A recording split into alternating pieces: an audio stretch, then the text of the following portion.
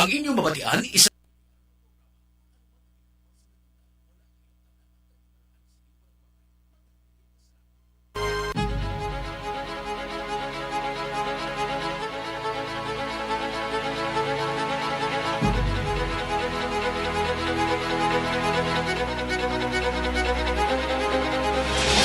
Brigade in Action, programa nga gindihon sang Trioter Brigade para palabot sa inyo ang mga balita na hanungod sa aton Armed Forces of the Philippines.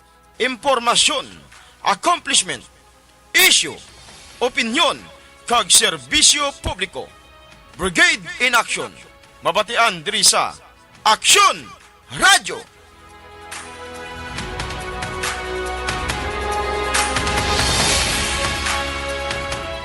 Okay, oras sa Pungsod Pilipinas, alas 10:37. Welcome naman mga ka-aksyon sa atong palatuntunan kada Domingo, alas 10:30 ang Brigade in Action. Sergeant Dikinyang, inyong mga kaupod subong nga aga. Kamusta ang aton subong panahon? Medyo ba, pero tigid ang init ha?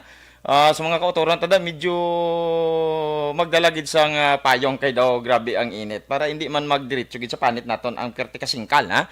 So good morning sa aton mga suking ating palamati diri sa syudad sang Bacolod, probinsya sang Negros Occidental kag sa tanang malaputan sang aton pagpangalagad subong nga aga. Medyo malapit naman ang Abril ha, pitsa 20 ta subong isunod nga semana. Katapusan ng semana sang sang Marso. Nagkakuha na gid ang summer. So, muna nga ang aton subong panahon, nagtagi gid ang init. No? So, hindi lang tanay magwa-gwa sa aton panimalaya para hindi tabla magkuanaw, may uso subong mga heat stroke tungod kay sa panahon naton. So, may agaman sa aton na gobernador sa probinsya sang Negros Occidental, kaya Gobernador Bong Lacson, Gob, may mga aga kag siyempre sa mga taga-Kapitol. Good morning sa tanan ng mga empleyado sang Kapitol sang Negros Occidental. And good morning man sa aton amay sang Philippine Army diri sa aton sa probinsya sang Negros Occidental kay Brigadier General Inocencio I. Pasaporte, sir. Good morning. And kay Captain Marvin Rosal ang amon same officer. And kay Captain RJ Mosip Sabio ang nagapamati gid sa subong, sir, may aga da sa imo isa ni saya kay Ilonggong aton nga amigo. And siyempre ginita miyaw taman ang mga leaders sa mga batalyon diri sa aton sa Negros Occidental and Negros Oriental nga nasakupan sa 303 Brigade. Kay Lieutenant Colonel William Pisasi Jr. sa 62nd IB. Good morning sa tanan ng mga taga-Unifier Battalion and tanan nga taga-Isabela. Subong man kay Lieutenant Colonel Gigi Habenes sa 79th IB. Dira yan nakabase may barangay Bato sa tanan nga Masaligan Troopers. Good morning. And mga sagay nun. And Lieutenant Colonel Bandunal Almonte sang 94th IB dire sa may Barangay Tambo ayongon na Negros Oriental. So mga igsoon tong nga Bisaya, mayong buntag sa inyo tanan subong man kay Colonel Romel Abayon sang 3rd CMO Batalyon sang 3rd ID nga na base naman dira sa may Iloilo. Subong man sa atong mga kapulisan diri sa aton sa syudad sang Bacolod. Good morning sa idalom ni Police Colonel Tomas Joseph Martir and siyempre ang kapulisan naton sa Bugos nga Negros Occidental mayang agaman kay Police Colonel Leo Pamitan. Dira na sila sa may Kamingawan na kabis. Good morning sa aton mga tropa da. Kag sa tanan ng mga government agencies nga naga-tune in subong sa aton, mayang aga lang gid sa inyo, hindi taman kamo may isa-isa pero ti ang atong pagpanamyaw upod na kamo dira. So, ang aton subong weekly accomplishment mga ka-aksyon ang aton Deputy Brigade Commander si Colonel Michael Samson and Captain RJ Moses Sabio ang nagatin sang first quarter Provincial Peace and Order Council subong man ang Provincial Anti-Drug Abuse Council nga opdan man ni Gobernador Bong Lacson and Attorney Refrando Diaz ang atong Provincial Administrator.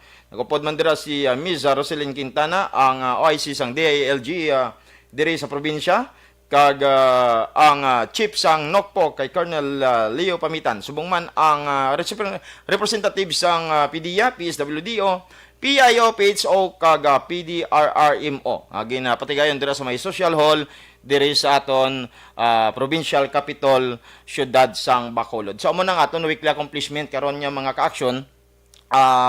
medyo basta first quarter may mga meeting ina regarding sa mga drugs, no, may mga meeting regarding sa mga achievement and syempre sa mga plano naman for this year, no, 2022. So sa atong mga viewers, gali good morning ha. Pwede nyo gid i-share ang aton nga program, pwede gid kamo maka-comment, pwede man kamo makahatag sa mga suggestion sa aton nga palatuntunan subong nga aga. Sa inyong mga greetings, pwede nyo gid ipalabot kay basahon ta na before matapos ang aton nga palatuntunan. By the way, sa mga ang third ID, may panawagan subong sa mga aspirants nga mag-take sang o kung magsulod no, sa candidate soldiers. Subong adlaw ang ginapa-report na kamo dito sa 3rd Infantry Division sa may Hamindan, Capiz. Search nyo lang ang Spearhead Troopers nga page tungod kay ilan naging post ang mga ngalan sang ginapa-report dito subong sa may headquarters sang tawag diri ining 3rd ID sa Hamindan, Capiz. No, kung sa diin 150 nga kuta subong ang aton nga pagakandakan sang mga tawag diri medical then neuro before sila magsulod sa proper training bilang candidate soldiers. So okay, no, so search nyo Philippine Army Spirit Troopers kay ara subong gin-post nila ang mga ngalan no sang aton nga mga aspirant nga magsulod sa candidate soldiers. And good morning lang kay Sir Ladera, no, kag sa iya misis dira sa Talisay mayong aga. Sa Ladera family, good morning da. Okay sa mga liwata sa mga naka-registered online para sa pag sulod dito sa 3rd ID, no. Ginapanawagan kamo nga magra-report na kamo subong didto, ha. Para sa dugang information, search lang ang Philippine Army Spirit Troopers kag pwede ka mo magtawag sa ila para sa mga dugang pa nga mga detalye. Okay, no? So, diri kita sa issue natin sa mga aga, mga ka-action kung sa diin nagligad inadlaw, ha? Nagagwa sa aton balita nga 3 ka mga miyembro sa Communist Party of the Philippines o Communist Terrorist Group, personalities ang nadakpan dira sa may Barangay Suay sa sa syudad sang Himamaylan. Ini gipatigayon sang joint operation sang 303rd Infantry Brigade under sa supervision ni Brigadier General Inocencio Pasaporte subong man sang CTP-NP sang Himamaylan, kung sa diin natigayon nga nadakpan ining 3 ka persona. Isa diri amo si Ramon Patriarca Magduralang, Deputy Secretary sang Committee Rehiyon Negros, Bauperti kadako sang iyang ranggo mga ka-aksyon. Amo ning hambal tagid pirmi, no, nga biskan ano nyo katago maabot gid ang panahon itudlo gid kamo gyapon sang aton mga pumuloyo. Kag ining si Ramon Patriarca mga ka-aksyon, may ara ini existing warrant of arrest with criminal case number 20652-20661 kag 10 counts of murder. Bao, grabe 10 counts of murder ang kaso sining Ramon Patriarca, ang Deputy Secretary sang Committee Rio Negros. Isa man ini siya ka finance officer. Bot silingon pinaka siya nagauyat sang pundo, sang rebuildi diri sa Negros, May ara sa pulo ka existent warrant sa kaso nga murder nga gin-issue ni Judge Sosico Arcam sang RTC Branch 47 sang Tagbilaran City, Bohol. No, kag ang duha nga naupod sa nagkaladakpan amo sanday Carmen Junabel Matarlo, alias Loisa, no? So o kon Avon Loisa damo ni basta mga katapos ang armado mga ka-aksyon, sari-sari ng ila alias. Isa ka persona may ara 4 ka alias, may ara 3 ka alias. So ining si Carmen Junabel Matarlo alias Loisa or Ibon, kag ini siya ang regional staff sang Committee Rio Negros, Cebu, Bohol and Siquijor o kung ginitawag nato nga KRNCBS. Subong man na tiklo o kung dakpan man ining si John Michael Baldonado alias Calvin, alias Clint, alias Harold, alias Gitik. O, kita mo, apat yung gani, mga kaksyon ang alias ini. O, isa ni saya ka communist terrorist personality. So, nakaptured sa posisyon, sining mga communist terrorist group personalities, amo ang isa ka hand grenade. Kita mo, ining hand grenade, pag lumupok ng mga kaksyon, pag hinaboy ni nila. Damo naman sang sibilyan nga maulamid. Isa ka hand grenade, isa ka KG9 with magazine. May arap pagid na ka-chamber load. Duha ka KG9 magazine, loaded. Mga dokumento. Isa ka plug sang National Democratic Front. Mga bala sang AK-47 nga armas. Inablang makita natin sa mga parts sang Israel, parts sang mga sa Middle East, amo ning mga armas nilang ining mga AK. So ining pinaka leader gid sa nadakpan, no, ining si Ramon Patriarca, no, hindi lamang niya sa Negros nagalibot kundi halos diri sa Western Visayas. So malgani naton ining pulo ka kaso niya sang 10 counts ang kaso niya sang murder, na tagaan namang gid sang ginitawag naton hustisya ining iya nga mga ginpamatay. Ito ining nga mga tao ining mga terorista nga grupo, mga kaaksyon, pag madudahan kanila, automatic niya ila kadayon nga pusdakan, ila kadayon patyon. Ining si Ramon, Patriarca, o damo na niya sala. So kapasalamat kita nga nag-ugyon man niyang aton pumuluyo dira sa may barangay Suay, kiti sa barangay Suay mangin niya nadakpan. Nag-ugyon ang aton mga pumuluyo sa paghatag sang accurate nga information. Ngati sir ari di positibo. Kilala gini namon amo gini si Ramon. Hatag information sa PNP kaga Philippine Army. So admo yadto ang natabo nga na-captured naton sila, no? Ining mga tao kay kun wala ni natigayon nga natikma ining mga terorista, madamo pa ni sang mga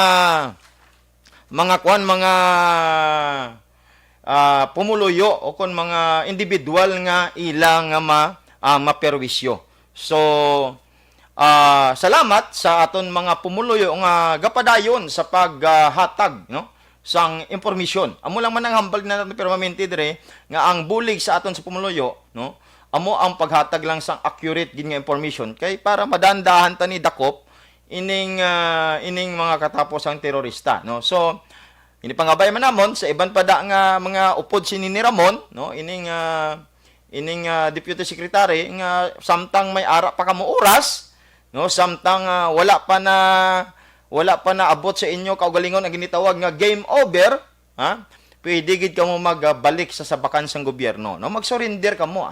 O hindi nyo nahulaton nga magparehas pa kamo sa inyong kaupdanan nga ra subong sa mga prisuhan, ra subong dira na sulod. O like example sang ining si Ramon, sigurado ni sa 10 counts ang murder ni wala na niya sang piyansa. Hasta mientras tanto ara na lang nasa sa sulod sang silda, no. So kabalo kita bis sa mga istorya man sang mga priso nga perti gid kabudlay ang pangabuhi dira sa prisuhan. So samtang may tion pata, no, sa aton mga amigo dira sa kabukiran, no, nga nagapamati subong sa aton nga palatuntunan, labi na gid kaya ga alias da JB Regalado, Meg, Brad, amat-amat na balik sa sabakan sang aton nga gobyerno para hindi ka man maparehas sining kay Ramon, So hambal gani naton subong nga panahon, halos mga leaders na ginitudlo na gid sang mga pumulo. Lain to sang una nga mga nagliligad nga mga kwan nga daw kabudlay dakpon kon tikmaon ining mga leaders tungod kay ang aton pumulo daw wala pa blagahatag information. Subong gaasod-asod ang mga nadawat naton nga information. Kagapon, I think kagapon isa man ka commander sa Samar ang nadakpan man nila, no? Dakpan man sa aton Philippine Army kag PNP sa ila joint operation. So sa Mindanao, no, ara man nga mga nagsurrender man. So makita naton sa kung magtan-aw kita sa mga news, mga kaaksyon o sa mga Facebook, sa TV, sa radio, halos nagagwa nga madamo ang nagsurrender, madamo na ang nagkaladakpan sa mga katapo sang terorista nga grupo. So ang aton lang diriya nagaliwaton naton gapasalamat kita para hindi man masayang ang effort sang aton nga mga pumuluyo. Okay, no? Oras daton alas 10:52, berperte kadasig sang oras naton na. Mayo ta karon kay Sir Boy gamay, makwanta makuha ta gamay sa iyang oras. Okay. So diri naman niya sa aton nga dugang nga information o kung dugang nga balita mga ka-action, ang aton mga pumuluyo dira sa may Barangay Biaw, nagpatigayon sila sa ginitawag balang condemnation rally.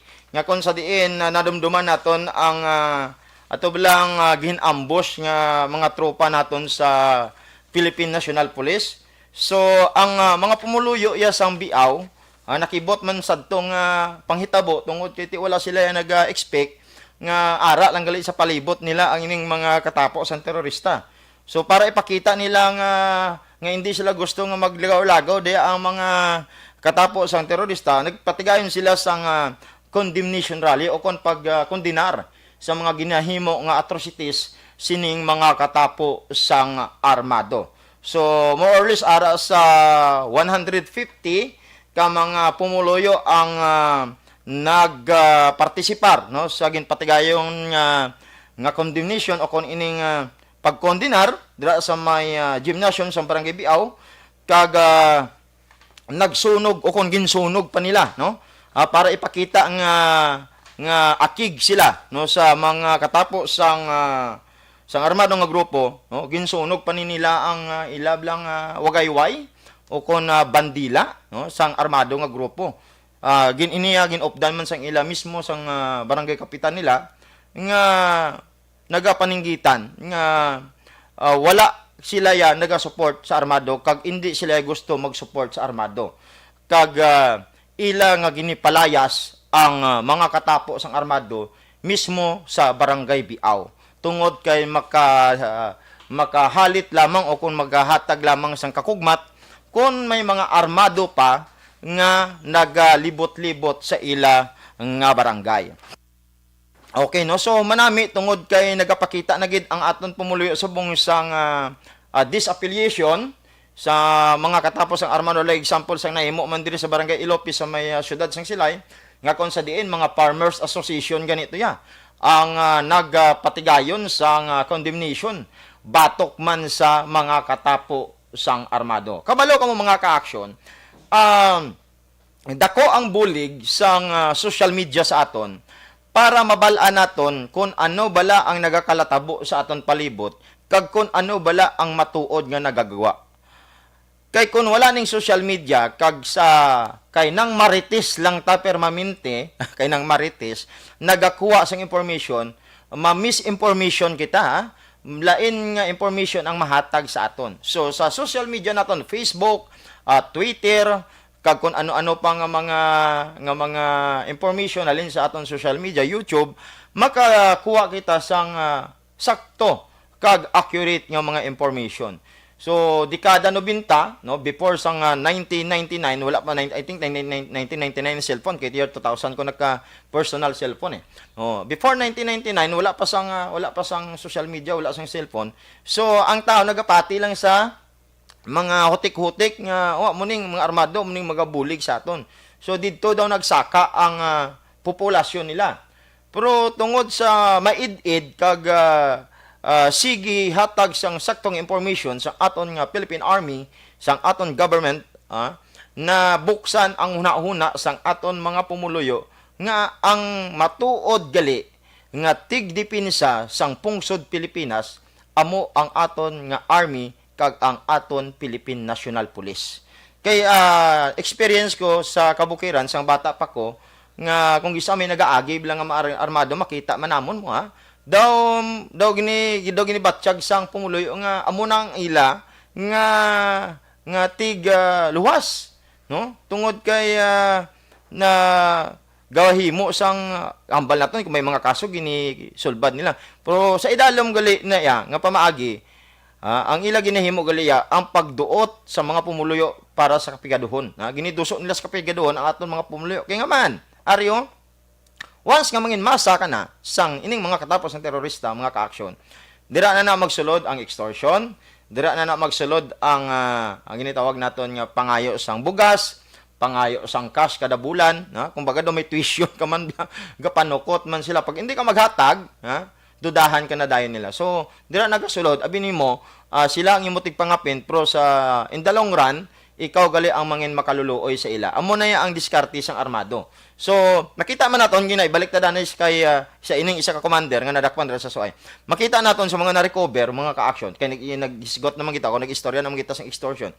Makita mo sa mga recover madamo sang cellphone nga na-captured sang aton nga mga kapulisan. Kaya nga man, I think mga 3C na gintan-aw ko to isa-isa mga 3C kabilog nga mga cellphone ang na-captured. Tungod kay mo niyo, ina nga mga cellphone nga ginagamit sang mga finance officer sa armado nga grupo kag sang ilang nga mga leader, amo ina ginagamit sa mga extortion, sa mga pagpangilkil kag sa mga pagpanginto sa pumuluyo. Hindi lang nga isa ka number ang ilaga nga ginagamit, madamo sang ilang number para kumbaga kung mabulabog sila sa tagaan nila extortion, i-deny nila nga hindi kami na iya kayo tanawa amon number lain. Amo na ang rason nga man damo sila cellphone, mayo pa sila damo sila cellphone. Makita lang naton ang mga captured, gipakita naton subong sa aton nga screen sa live naton nga programa. Madamo sang mga cellphone, no? So ambal ko ini nga mga cellphone amo ning ginagamit sa mga extortion nila, mga ka-action. Hindi na sila gine-deny na kita mo pero maminti kung may mga balita sa extortion, kina-deny nila ya. Amo na ya ang ilang batasan, i-deny nila kag hindi kami na ya tanaw ang cellphone number lain ari ang amon nga cellphone.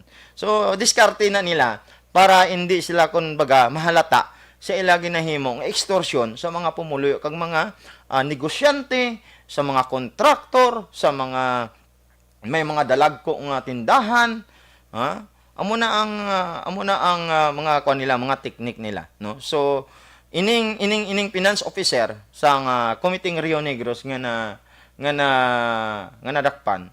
Dako ang pasalamat sa mga negosyante sini nga manadakpan ini. Kay nga man wala na sang mangilkil sa ila, no? Natiklo na mo nadakpan na. Upod ni sang duwa. So butsilingon nga matawhay ng pagsinarayo sang aton mga kontraktor kag sang aton mga negosyante kag mismo sang aton mga ultimo nga mga pumuluyo, no? Continuous ta lang sa paghatag sang accurate information, mga ka-action, para sigihon tani ang aton nga operation batok sa mga katapo sang terorista nga grupo, no? Okay pa ari pagido dugang ta na. So last week atong ma-encounter kag sa may area sang 62 IB, no? Nga kung sa diin napatay ining si Kabidam. Ang problema naman ang pamilya. Kaya nga man ang iya mga kaopdanan, wala gid nagpakita bisan isa kabilog, no? Ang nagsalo naman para matagaan sang saktong nga paglubong, saktong nga paghaya. Amo naman ang city o kon gagilngan City Task Force to End Local Communist Armed Conflict o kon ginitawag naton GCTF LCAC, no? Amo naman ang nagkuan gobyerno naman ang problema para mapalubong lang tong si Kabidam. Kita nyo na ang resulta sa pagpadala sa mga pasalig sining armado. Perti ka sakit sang nabatyagan sang ginikanan niya. Sa dugay niya nga panahon nga wala yan nakita. Subong nakita niya na patay naman ang iya bata. Wala gid sang kaopdanan nga nagpalapit, na. Kita nyo na. Amo na ang pamatasan sang armado nga once nga mapuslan kanila, ila kang gagamiton. Pag hindi ka napapuslan, duwa lang ang imo nga pagkaduan. Either magpalagyo ka nga hindi kanila makita o kon patsyon kanila. Amo bilang ng saktong organization nga nagabulig sa pumuluyo kon mismo ang imo kaopdanan pagahimuan mo sang malain. So kuan aware na kita sa ginahimo subong, no? Labi na gid subong lapit naman sila kuno magpatigayon sang anibersaryo.